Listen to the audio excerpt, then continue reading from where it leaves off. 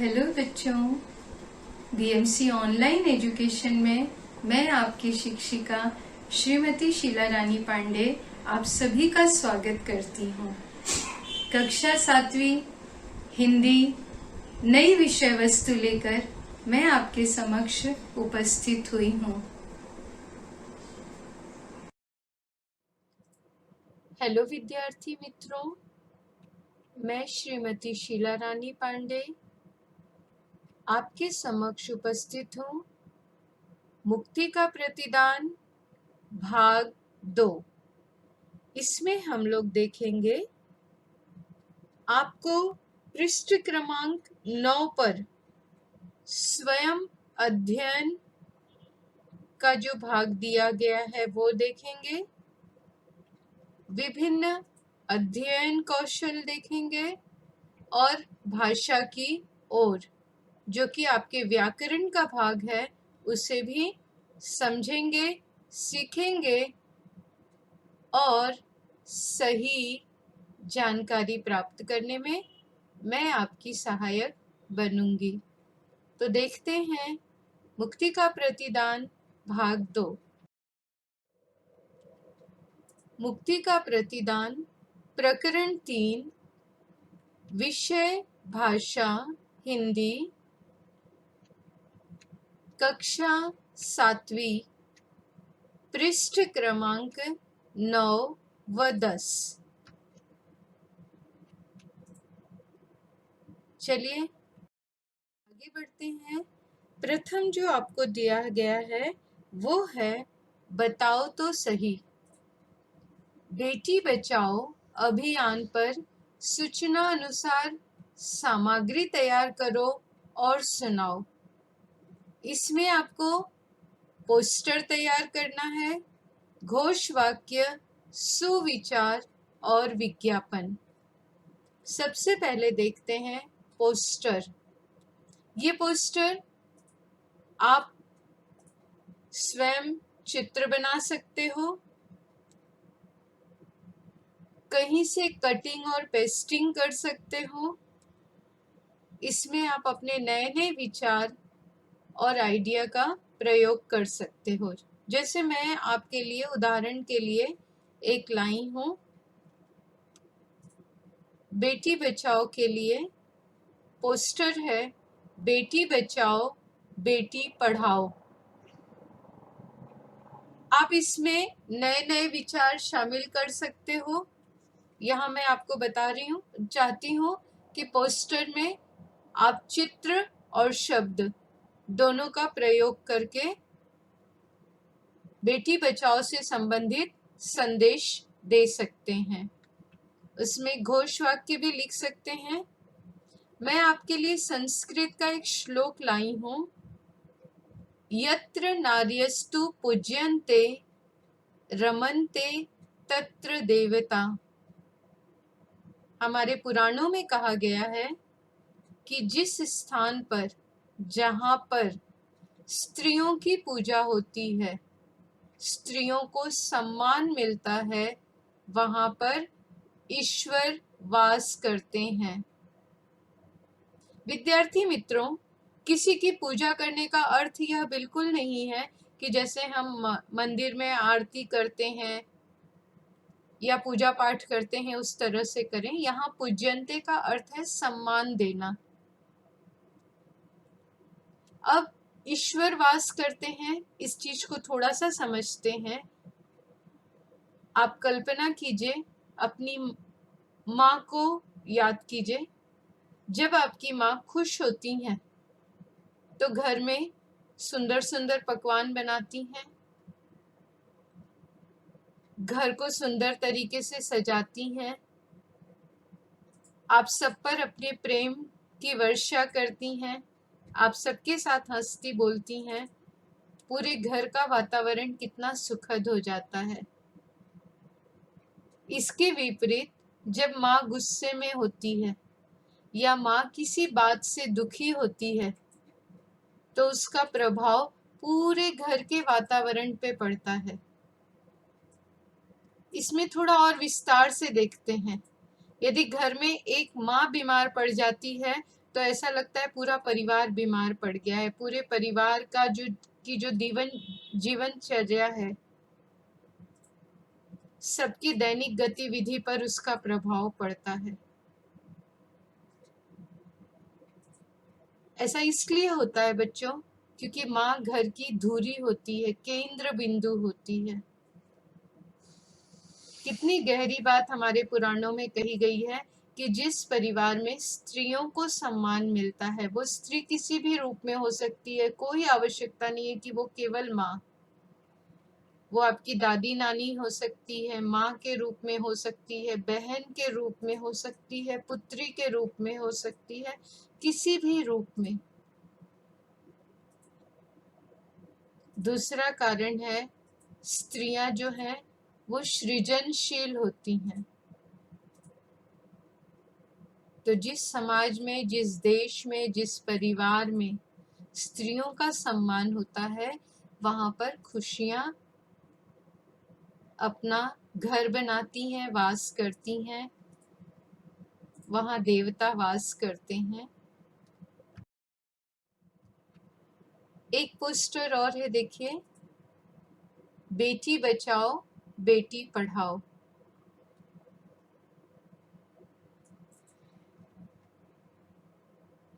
हमारे समाज में अक्सर बेटियों को भार समझा जाता है। बेटी के जन्म पे घर में मातम छा जाता है, उदासी छा जाती है। संदेश है, देखिए, बेटी भार नहीं है आधार, जीवन है उसका अधिकार। बेटी नहीं किसी से कम, बेटी से है देश का दम। ये घोष वाक्य है बच्चों। इस तरह से आप भी घोष वाक्य बना सकते हैं, स्लोगन बना सकते हैं।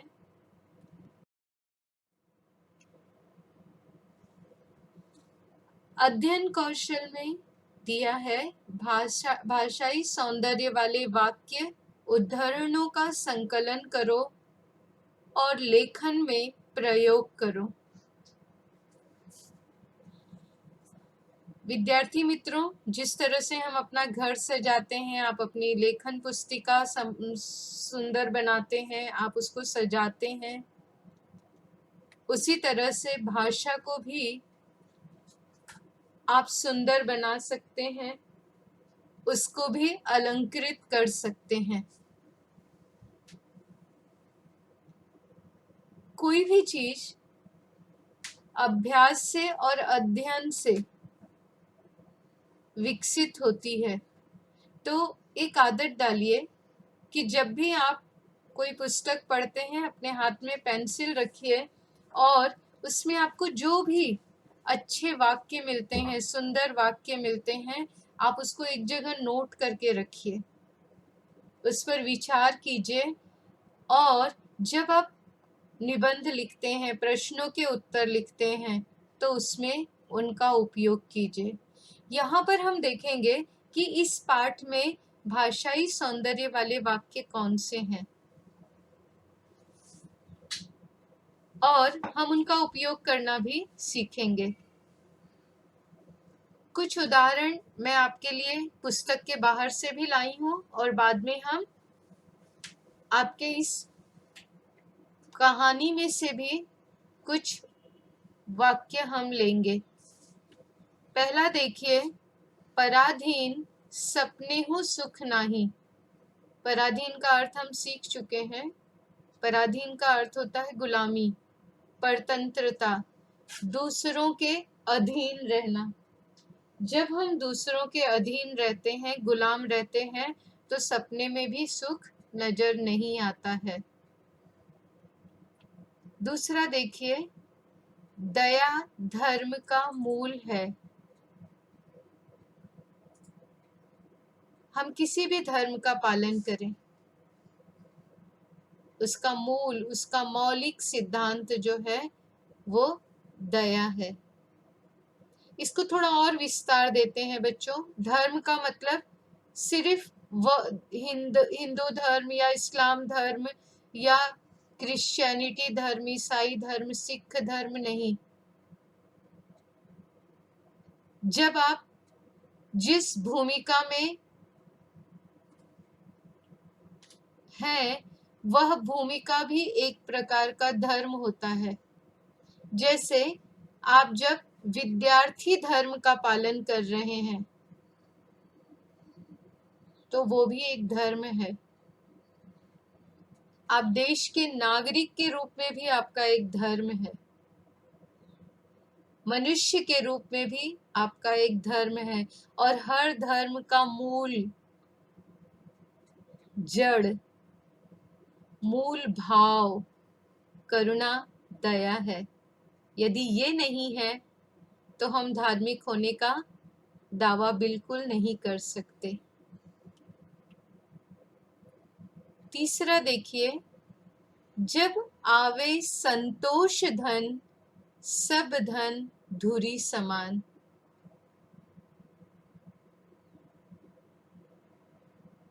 यह कवि कहना चाहता है कि धन और संपत्ति के अनेक रूप आप अपने आसपास देखते होंगे। हम इस कहानी में देख रहे हैं स्वर्ण मुद्रा, वो भी धन का एक प्रकार है। जमीन, भूखंड, खेत खलिहान, हीरा, रतन, ये सब धन के अलग अलग स्वरूप हैं। और कवि कहता है कि जब संतोष रूपी धन मनुष्य के हृदय में आ जाता है तो धन के सभी प्रकार, सभी स्वरूप धूल के समान मूल्यहीन हो जाते हैं। संक्षेप में कहूं तो संतोष रूपी धन सबसे बड़ा धन है। जिसके पास संतोष नहीं है, संतुष्टि नहीं है, उसे आप सोने चांदी के अंबार पर भी बैठा दीजिए तो भी वो आपको तृप्त नहीं नजर आएगा। इसलिए यदि धनवान बनना है तो सबसे पहले अपने हृदय में तृप्ति, संतुष्टि रूपी धन को जमा कीजिए, उसका संग्रह कीजिए। अगला देखिए विद्यार्थी मित्रों, मन के हारे हार है, मन के जीते जीत है। हार और जीत, सफलता और असफलता, ये सब हमारे हृदय के अंदर है। जब तक मन हार नहीं मानता तब तक हम कभी हार नहीं सकते, हमें असफल नहीं हो सकते। जिस दिन हमारा मन हार जाता है उस दिन हम जीत की सारी संभावनाएं खो बैठते हैं। मन के हारे हार है, मन के जीते जीत। मन को कभी हारने मत दीजिए, निराशा कभी अपने मन पर हावी मत होने दीजिए, क्योंकि दुनिया में यदि समस्याएं हैं तो समाधान भी है।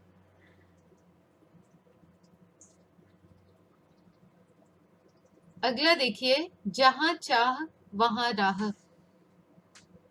जब तक आपके हृदय में जीतने की चाह है, आप अनेक राह का निर्माण स्वयं कर सकते हैं। निराशा के घनघोर अंधेरी रात में भी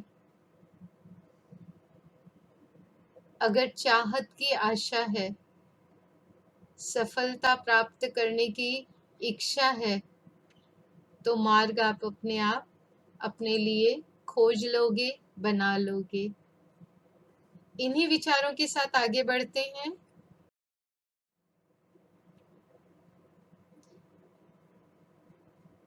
अगला देखिए, आपको जो कृति दी गई है अध्ययन कौशल विकसित करने की, इस पाठ पर आधारित ऐसे प्रश्न तैयार करो जिनके उत्तर निम्न शब्द हों। आपको ऐसे प्रश्न की रचना करनी है जिसके उत्तर के स्वरूप आपको यहाँ पर जो वाक्यांश दिया है वो ये वाक्यांश उनका उत्तर हो। वाक्यांश देखिए, अक्षम्य और कठोर दंड, ख ईश्वरी न्याय और संपदा। ग सुनहली दौलत। घ चौक बाजार। च गुरु और अन्य एकत्र जन। छ सुंदर बाग। आपकी सहायता के लिए मैंने यहाँ कुछ प्रश्न बनाए हैं, देखिए। हमें पहला जो वाक्यांश है अक्षम और कठोर दंड, इसको ध्यान में रख के प्रश्न की रचना की गई है। दहेज लेने और देने वाला किस प्रकार के दंड का भागीदार होता है? तो इसका उत्तर क्या हो जाएगा मित्रों? दहेज लेने और देने वाला अक्षम्य और कठोर दंड का भागीदार होता है। ख देखिए, हमें उत्तर में चाहिए वाक्यांश ईश्वरी न्याय और संपदा। प्रश्न, दूसरे किसान ने सोने के सिक्के को लेने से मना क्यों कर दिया? उत्तर देखिए, दूसरे किसान ने सोने के सिक्के को लेने से मना कर दिया क्योंकि वह उसकी मेहनत की संपत्ति नहीं थी, वह ईश्वरी न्याय और संपदा के विरुद्ध था। ग सुनहली दौलत, इसके लिए प्रश्न देखिए, क्या देखकर मुखिया की आंखें फैल गई? उत्तर होगा सुनहली दौलत देखकर मुखिया की आंखें फैल गईं।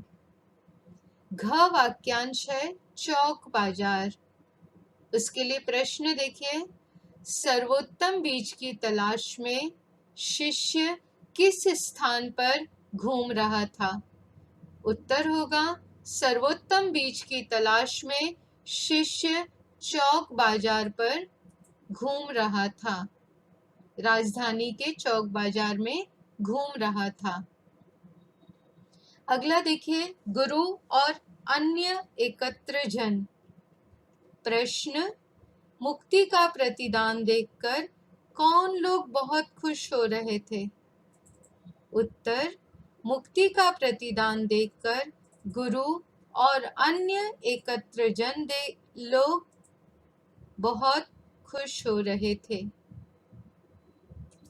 सुंदर बाग, इसके लिए प्रश्न, छोटा शिष्य मन ही मन किसकी कल्पना कर रहा था?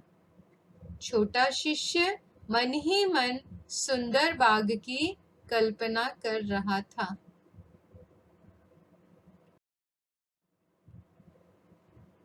आगे बढ़ते हैं। सदैव ध्यान में रखो,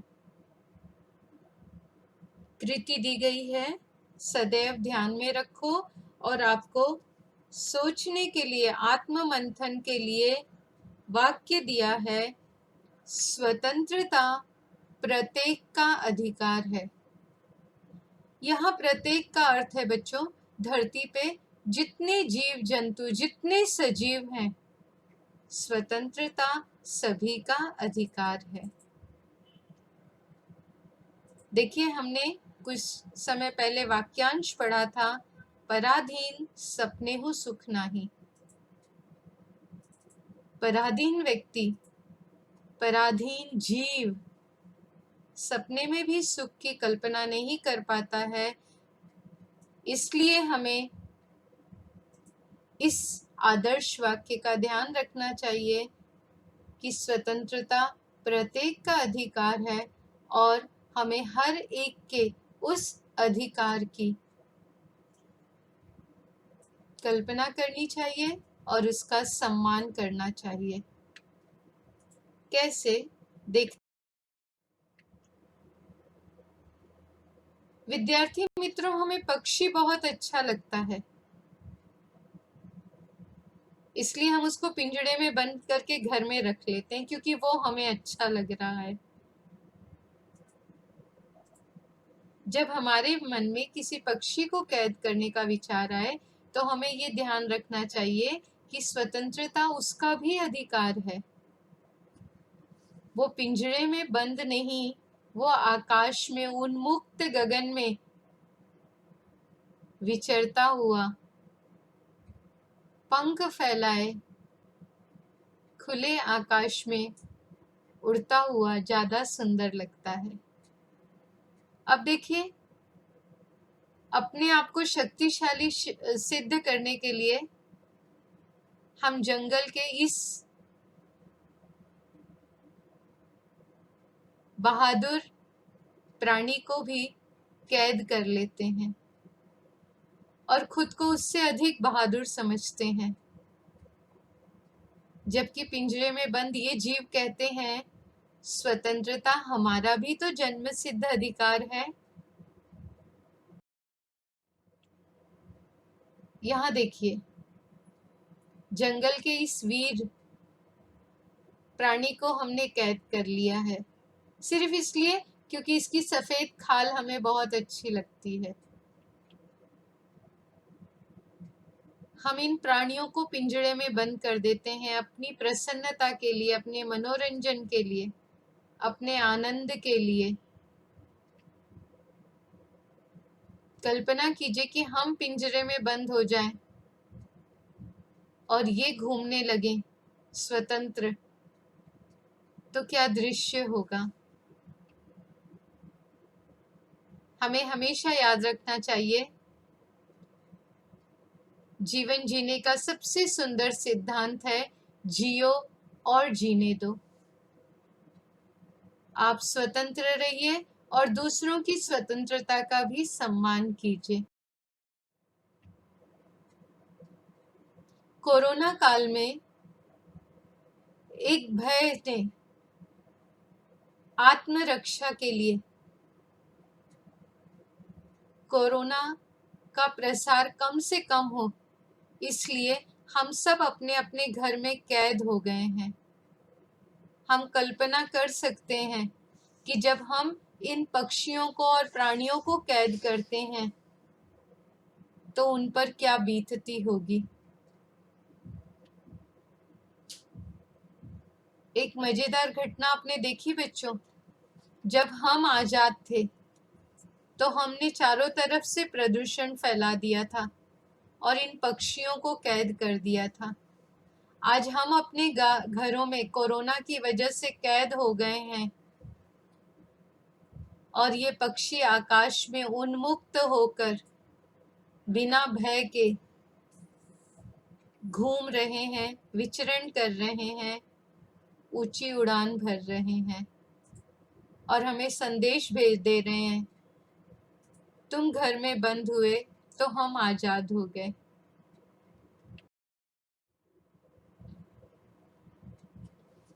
भाषा की ओर चलते हैं विद्यार्थी मित्रों।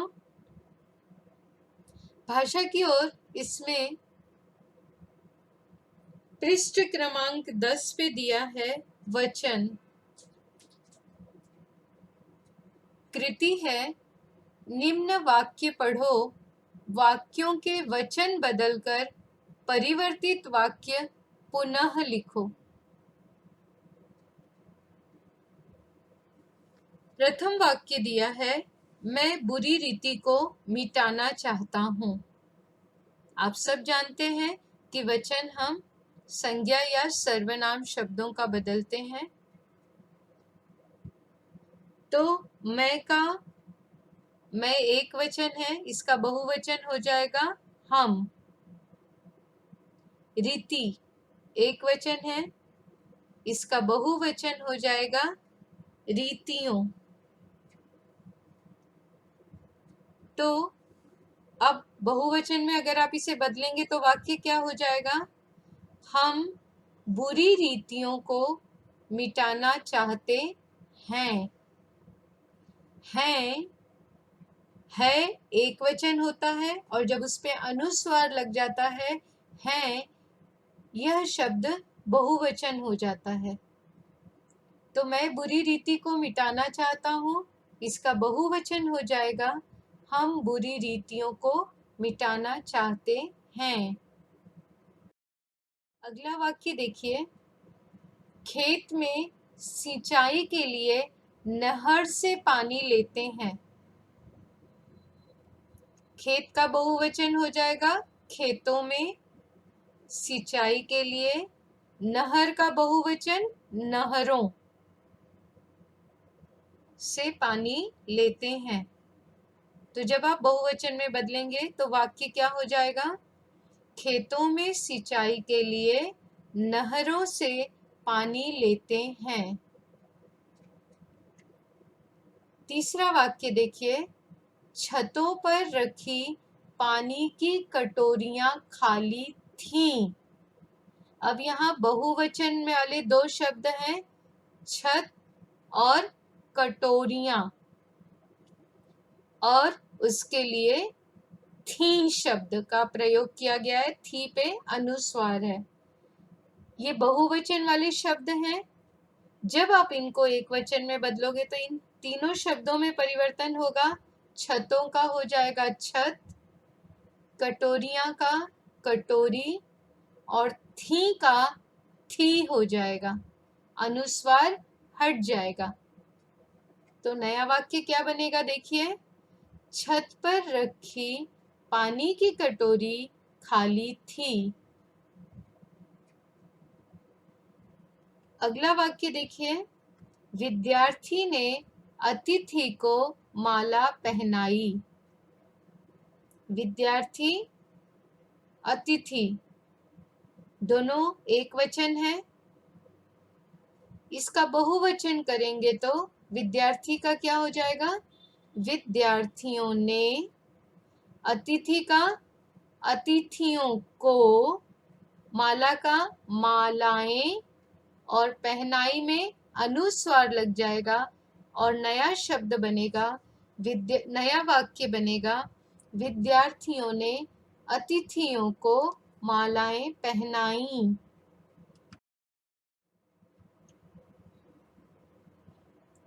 पांचवा वाक्य देखिए, चोर कीमती वस्तु लेकर भाग गए।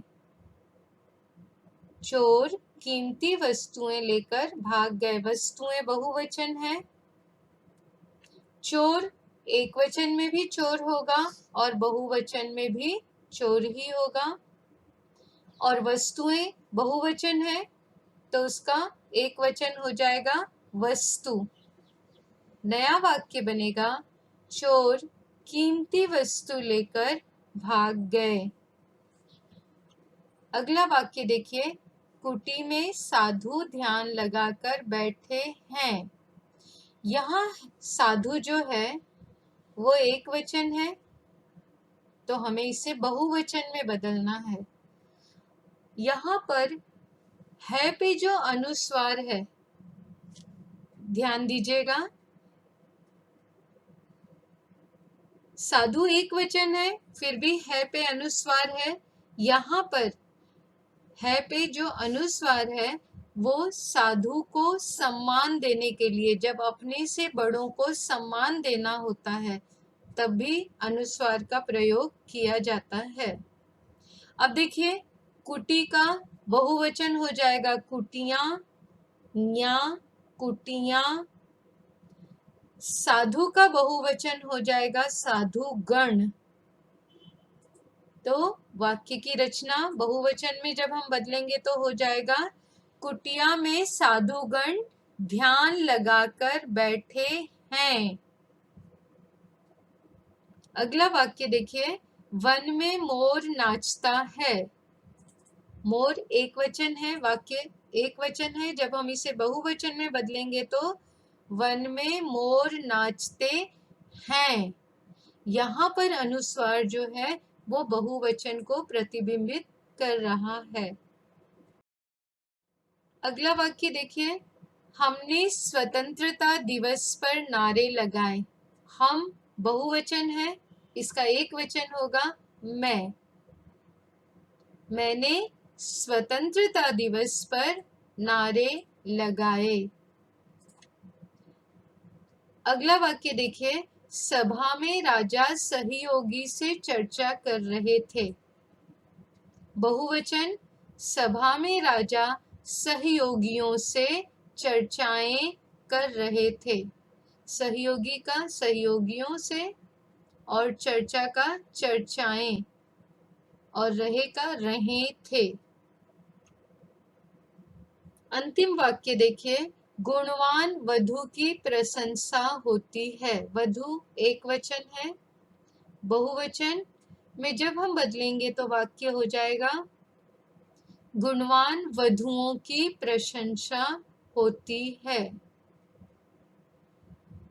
यहां हमने इसे वाक्य में समझा है। थोड़ा सा सैद्धांतिक रूप से और देख लेते हैं विद्यार्थी मित्रों। वचन का अर्थ होता है संख्या, इसे इंग्लिश में कहते हैं नंबर। शब्द के जिस रूप से उसके एक अथवा अनेक होने का बोध हो उसे वचन कहते हैं। एक हो तो उसे, अथवा एक से अधिक हो तो उसे अनेक कहते हैं। हिंदी में दो वचन हैं। पहला है एक वचन, दूसरा है बहुवचन। जहां एक का वो बोध होता है उसे एक वचन कहते हैं, और जहां एक से अधिक का बोध होता है उसे बहुवचन कहते हैं। यहाँ संख्या महत्वपूर्ण होती है। परिभाषा देख लेते हैं एक वचन की। शब्द के जिस रूप से उसके एक होने का बोध हो यानी हमें पता चलता है, अनुभव होता है, आभास होता है, पता चलता है, उससे एक वचन कहते हैं। उदाहरण, लड़का, पतंग, पुस्तक, गाड़ी, पुरुष आदि। वचन का दूसरा प्रकार है बहुवचन। शब्द के जिस रूप से एक से अधिक व्यक्ति अथवा वस्तुओं के होने का बोध होता है उसे बहुवचन कहते हैं। उदाहरण, लड़के, पतंगें, पुस्तकें, गाड़ियां, पुरुषों आदि। वचन के संबंधी कुछ नियम हैं। पहला नियम है, कुछ संज्ञा गणनीय होती है। गणनीय यानी जिसे हम गिन सकते हैं। आप अपने आसपास देखते होंगे, संज्ञा किसे कहते हैं? व्यक्ति, वस्तु, स्थान और भाव के नाम को। तो ये कुछ चीजें ऐसी होती हैं, कुछ वस्तुएं ऐसी होती हैं जिन्हें हम गिन सकते हैं, जैसे मेजें, पुस्तकें, सेब, संतरे, मकान आदि। इनका बहुवचन रूप एक वचन से अलग होता है। हमने एक वचन और बहुवचन के उदाहरण वाले शब्दों में देखा था। आपको कहीं शंका हो तो आप फिर से जाकर वहां देख सकते हैं। दूसरा नियम है, संज्ञा गणनीय नहीं होती है। कुछ संज्ञा शब्द ऐसे होते हैं जिनकी हम गिनती नहीं कर सकते, उनका केवल माप तौल हो सकता है, जैसे सोना, चांदी, आटा, द्रव्य पदार्थ, तेल, घी आदि। इनके एक वचन और बहुवचन रूप एक ही जैसे होते हैं। जैसे आप दूध है, आप उसे गिन नहीं सकते हो, तो हम वहां क्या कहते हैं? उसके जो मापन की इकाई है उसके आगे हम संख्या लगाकर हमें पता चलता है कि वो एक वचन है या बहुवचन है। जैसे 1 लीटर दूध, 5 लीटर दूध, 1 बॉटल तेल, 5 बॉटल तेल, 1 किलो आटा, 10 किलो आटा। कुछ एक वचन शब्द ऐसे होते हैं जिनके आगे जब हम गण, लोग, जन, वृंद आदि समूहवाचक शब्दों को जोड़ देते हैं तो वो बहुवचन हो जाता है। जैसे शिक्षक, शिक्षक शब्द एक वचन है, लेकिन अब आप जब शिक्षक गण कहते हो तो वो बहुवचन हो जाता है। नेता, नेता एक वचन है, लेकिन जब आप कहते हैं नेता गण तो वो बहुवचन हो जाता है। कुछ उदाहरण देखते हैं। पहला देखिए, क, अध्यापक गण कृपया स्थान ग्रहण करें। तो अध्यापक गण, यह शब्द इस बात को सूचित कर रहा है कि अध्यापक एक वचन है और अध्यापक गण बहुवचन है। छात्र वृंद ने अतिथियों का स्वागत किया। छात्र वृंद, वृंद शब्द छात्र के साथ जुड़ जाता है तो वो बहुवचन की ओर संकेत करता है। गायक लोग सभा में आए। लोग शब्द, गायक, गायक एक वचन शब्द है और जब लोग शब्द जुड़ गया तो वो बहुवचन हो गया। घ, कोरोना से बचाव के लिए प्रजाजन अपनी जिम्मेदारी समझें। प्रजा शब्द के आगे पीछे जन शब्द जुड़ गया जो कि बहुवचन की ओर संकेत करता है। प्रजाजन शब्द बहुवचन है। जन समूह कल यहाँ एकत्र होंगे। तो इस तरह से गण, वृंद, लोग, जन, समूह जैसे शब्दों का प्रयोग करके एक वचन को बहुवचन में बदला जाता है। हमने जो उदाहरण देखा था आपकी पुस्तक में पेज नंबर 10 पे, उसमें भी हमने इसका प्रयोग किया है। आप लोग फिर से देखिएगा। छात्र दल विश्राम कर रहे हैं।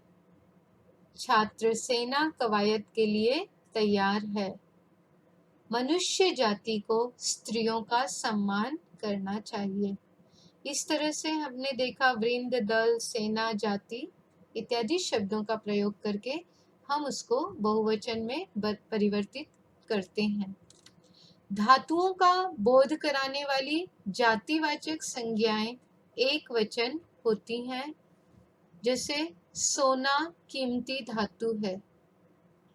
सोना हमेशा एक वचन में प्रयुक्त होता है, लेकिन बहुवचन और एक वचन दोनों में शब्द एक समान होता है, इसमें कोई परिवर्तन नहीं होता है। स्टील मजबूत धातु है। चांदी शीतल धातु है।